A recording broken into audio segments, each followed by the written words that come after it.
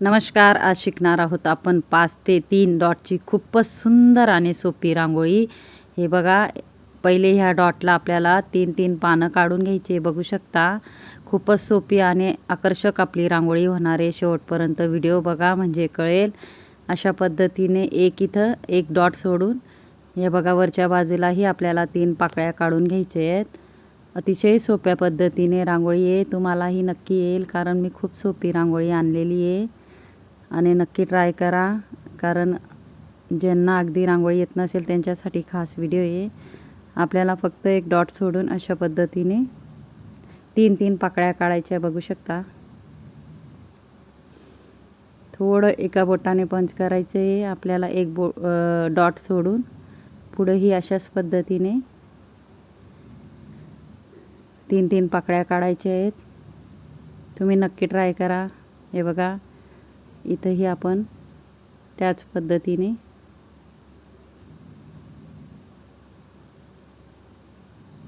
मध्ये एक सरळ रेष आणि डॉट सोडायचा आणि एका बोटाने पंच करायचं आहे. अतिशय सोपी रांगोळी आहे. नक्की ट्राय करा.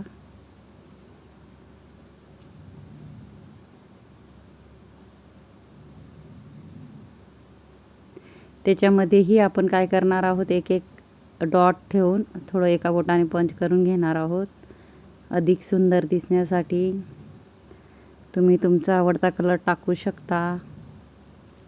खूपच सोप्या पद्धतीच्या मी रांगोळ्या आणत असते. नक्की माझं पूर्ण व्हिडिओ बघत जा आणि चॅनल नक्की सबस्क्राईब करा, कारण वेगळ्या वेगळ्या पद्धतीचे आणि सोप्या अशा आम्ही रांगोळ्या आणणार आहे, जेणेकरून ज्यांना अगदी रांगोळी येत नसेल त्यांच्यासाठी खास व्हिडिओ.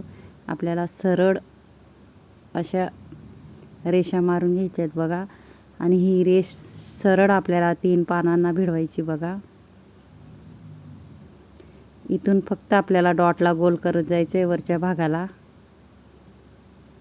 फक्त 3च पाकळींमध्ये असं करायचं आहे आपल्याला, आणि व्यवस्थित करून घ्यायचं आहे ते गोल. हे बघा, इथंही आपण कलर डॉट आणि पंच करून घेणार आहोत.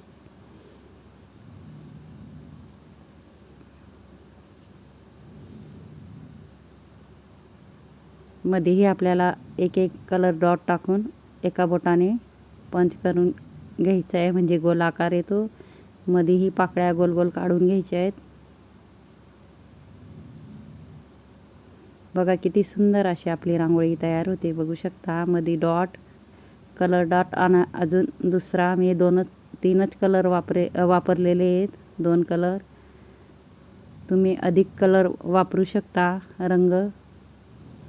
इथून आपल्याला बाहेरच्या बाजूला गोल करत जायचं आहे बघा. त्यालाही व्यवस्थित करून घ्यायचं आहे.